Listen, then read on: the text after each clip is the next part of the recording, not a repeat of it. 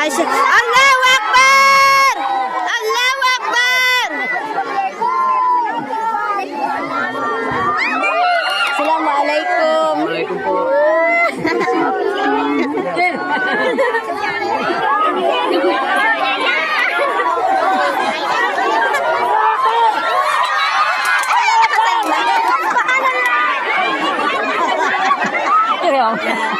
Nanoy niya maputi.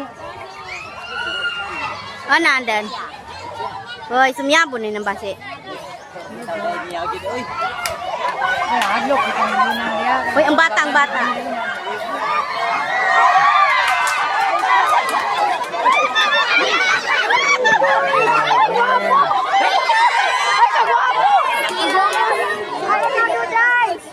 Assalamualaikum, Cik. At salamat kayo sa Kakaino.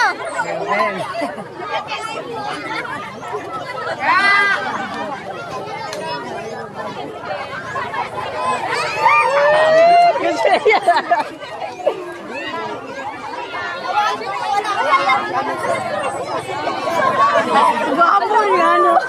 Ay, suko na niyo. Ay, nasa!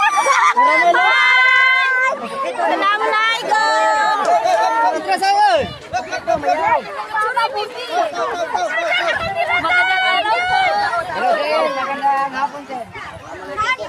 Waalaikumsalam.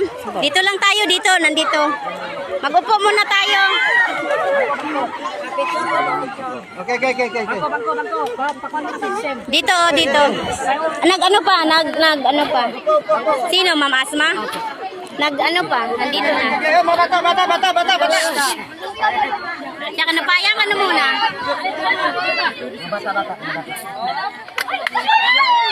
Okay.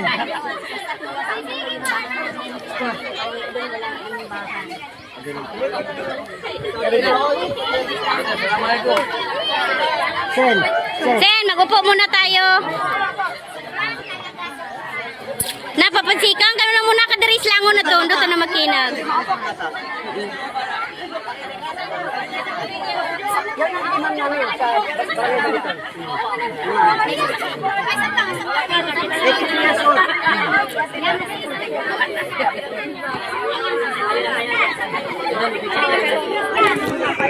Paya na muna. Siya kasi di pagpilin siya kasi mas mag mga bata.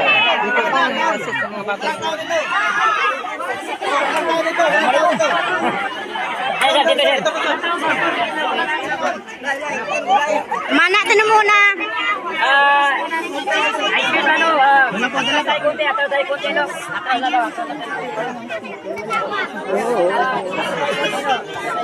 Assalamualaikum.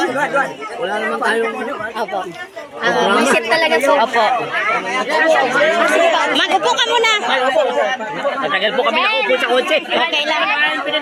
Lain lang. Maya na maglinya tinukon muna. Assalamualaikum. Pag inagto na muna. Langon tinukon maglinya. Dili mapakay mag-insert. Uman isa maglinya.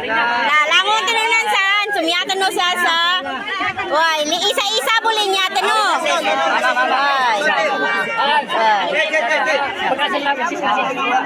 Sen, per family lang po tayo. Per family. Alright, mag-reaction tayo dito mga kababayan no, sa pagbisita nga ni Senator Robin Padilla nung nakaraang araw dito po sa Sarangani, no, particularly po dito sa Barangay Baliton, Glan Sarangani Province, na kung saan ay tuwang-tuwa yung mga residente doon mga kababayan. No. So itong Baliton or Barangay Baliton ay mountain barangay na po ito ng Glan Sarangani mga kababayan. No.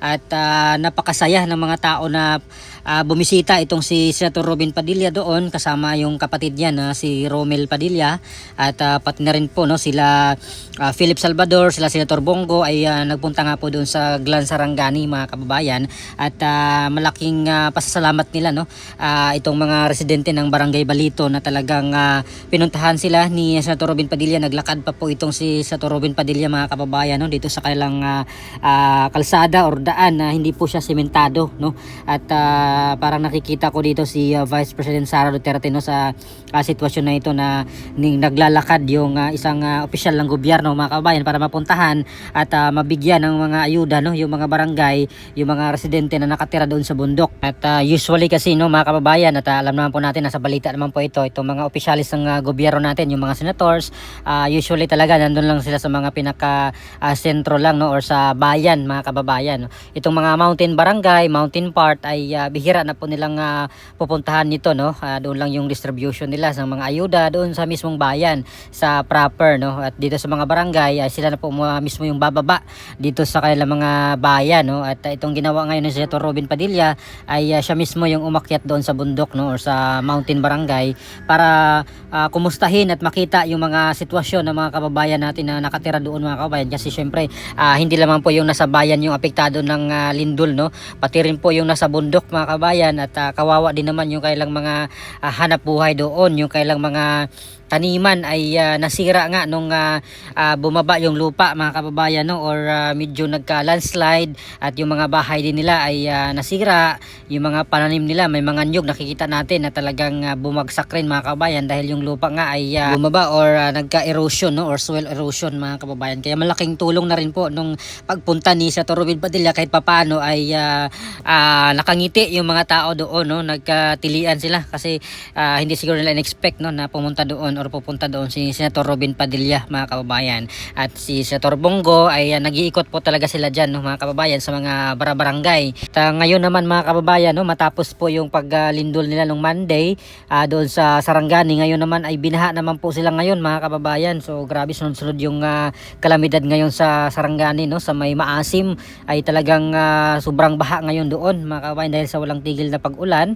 At kawawa yung mga residente no, hindi pa nga po nakarecover dito sa lindol ay baha naman din yung kasunod. Kaya nakakalungkot na ganito yung nangyayari ngayon sa ating bayan no, particularly po dito po sa may Mindanao. Kaya nakakaawa no yung sitwasyon ng mga kababayan natin doon na hindi pa nga po nakabangon no, back to zero yung karamihan sa kaila no mga kababayan doon. At ngayon ito naman ang nangyari, baha naman doon sa kanila rin no. At talagang nakakalungkot at nakakaawa yung sitwasyon no ng mga tao doon sa Mindanao mga kababayan, particularly po nga dito sa Sarangani no. At siguro sa iba pang lugar dyan sa Mindanao kasi maulan at itong baha naman yung kailang nararanasan ngayon no. So ano po masasabi nyo dito mga kababayan no sa pagbisita ni Senator Robin Padilla dito po sa may Bukirin na barangay ng Glan Sarangani no mga kababayan, na kung saan ay tuwang-tuwa yung mga residente noon kahit paano no na wala yung kanilang stress or nawala saglit yung kanilang problema dahil doon sa nangyaring lindol. At kahit paano ay sumaya yung kailang araw nung nakita nila itong si Senator Robin Padilla na umakyat doon sa kanilang barangay para kumustahin at mabigyan ng mga ayuda yung mga residenteng nakatira doon sa bundok mga kababayan. At doon naman sa mga galit dito kay Senator Robin Padilla no or yung mga nangbabatikos dito kay Senator Robin Padilla no, tingnan niyo po yung ginawa ni Senator Robin no. Umakyat po siya doon sa bundok, naglakad at walang kaarte-arte mga kababayan, hinigaya ng iba pang mga senator dyan na nagpapa-aircon lang no, na ayaw mainitan. At dito kay Senator Robin Padilla, sila Senator Bongo, in fairness talagang umiikot sila dito mga kababayan. Hindi lang yung mismong bayan yung kanilang pinuntahan or mismong syudad gaya ng Jensan ay nag-iikot sila doon sa mga barangay no, lalo na doon sa mga mountain part na medyo mahirap na pong abutan mga kababayan no, ng mga tulong dahil mahirap nga yung daan no, mahirap puntahan dahil walang kalsada na maayos. At ito si Senator Robin Padilla naglalakad mga kababayan. So please comment down below. Maraming salamat. God bless po sa ating lahat.